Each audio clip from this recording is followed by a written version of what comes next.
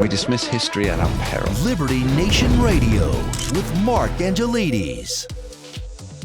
Former President Donald Trump is up on 4 more charges, this time related to his efforts to overturn the 2020 election. Now, we'll be diving deep into the case, the contention, and the confusion behind the indictments, all on this week's edition of Liberty Nation Radio, right here on the Radio America Network. I'm your host, Mark Angelides. Before we get started, I'd like to remind you this show is proudly sponsored by LibertyNation.com, where you can access podcasts, breaking news, analysis, and a range of biting and brilliant shows to whet your appetite for freedom and your fondness for the great American Constitution. Let's get straight into it. Donald Trump charged with crimes related to the 2020 election and January 6th fallout. What's his position? How serious is it? And are we missing the bigger picture? Well, we're fortunate to be joined by Liberty Nation's legal affairs editor, host of the excellent Uprising podcast, and the man who knows everything there is to know about fine dining, Mr. Scott D. Cosenza, Esquire. Thanks for coming in, Scott. Thank you, Mark. Now, Scott, it's I think it didn't take anybody by surprise, because Donald Trump's been hinting that such an indictment is coming down the pipeline. And then, of course, it landed on Tuesday, August the 1st in the evening, just in time to get all the headlines for the morning. Could you give us a brief summary of what charges Mr. Trump is facing?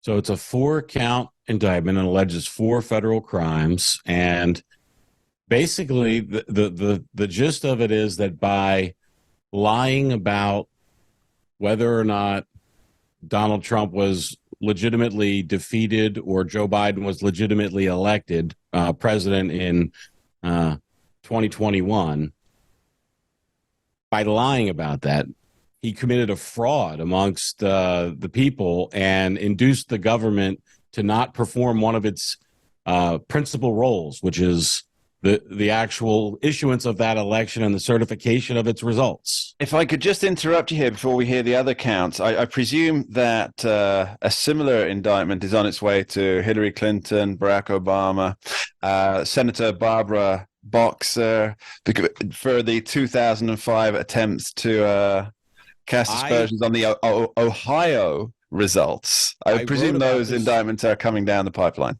I wrote about this story, as you know, Mark, for the pages of LibertyNation.com, and I didn't actually get a chance to put these things in the article that I wrote, but just in terms of like a scratch pad thing on the bottom of my writing, I had, if you like your doctor, you can keep your doctor, and I did not have sexual relations with that woman, Ms. Lewinsky. Like, what lies? I mean, those are lies, right? In other words, whether Donald Trump believes that the election was stolen from him or not seems to be very much a debatable proposition, in his heart of hearts, whether he's, making hay for the purpose of making hay or genuinely believes that there was, Well, I think that anybody who's watched his Twitter account, former Twitter account, then now his Truth Social account, and the statements that he's been making for 2.5 years now, about how he believes the election is stolen. I would say that tells us quite a lot about his state of mind. Or I guess the legal term here, Scott, and correct me if I'm wrong, I only learned this from the movie See No Evil, Hear No Evil with Richard Pryor and Gene Wilder, a fantastic movie if you haven't seen it. It's the mens rea, which is the intent to commit a crime. So if Donald Trump... It's the guilty mind. There are two components. The guilty mind. In the classic common law analysis of crimes, you have the mens rea and the actus rea, and both would need to be proven for criminality to attach. So if you have, this is why a child, for instance, couldn't be charged, historically with murder, because they wouldn't have the mens rea. They may have picked up the gun and compressed the trigger, which is the actus rea. They didn't but they didn't know that or formulate the intent to take another life, for instance. Okay, so that seems to be the big question that Special Prosecutor Jack Smith, or the people prosecuting the case, when it eventually comes to court, if it eventually comes to court, will have to prove that Donald Trump knowingly or was well aware or was aware, fully aware, that the election was not stolen from him. Well, and yet, isn't this strange, though, that we have to look into the mind of Donald Trump, which I know that America is desperately willing to do. But hey, it'll be good if he can actually get them to have to prove the mens rea along with the actus rea. One of the problems we've had with trends of laws in our country over the last, say, 50 years or so, is the elimination of the mens rea component, which is a key component for, when we want to punish people because they've made poor choices, right? Rather than just, and this comes out of the environmental movement, Mark, where it's like, well, we don't care whether you meant to do it or or you had ill intent. Just the fact that you did something that we don't like and is damaging the environment, criminality is going to attach. Now, just one more thing on this.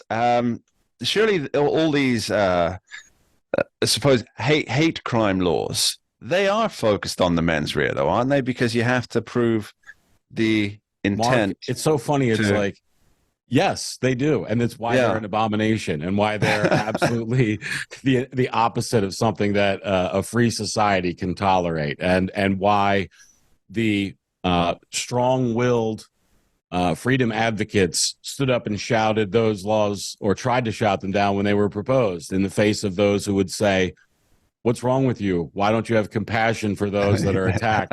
And of course, the answer is because support for the free exchange of ideas is compassion.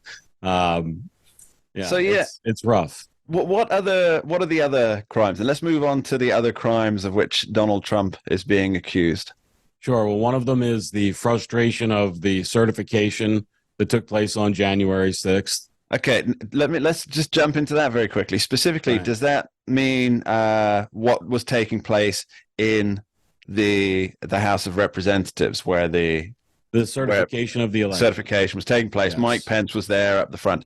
Yes. Now, how does Jack Smith propose that Donald Trump interfered with that when he wasn't there? Well, I don't know.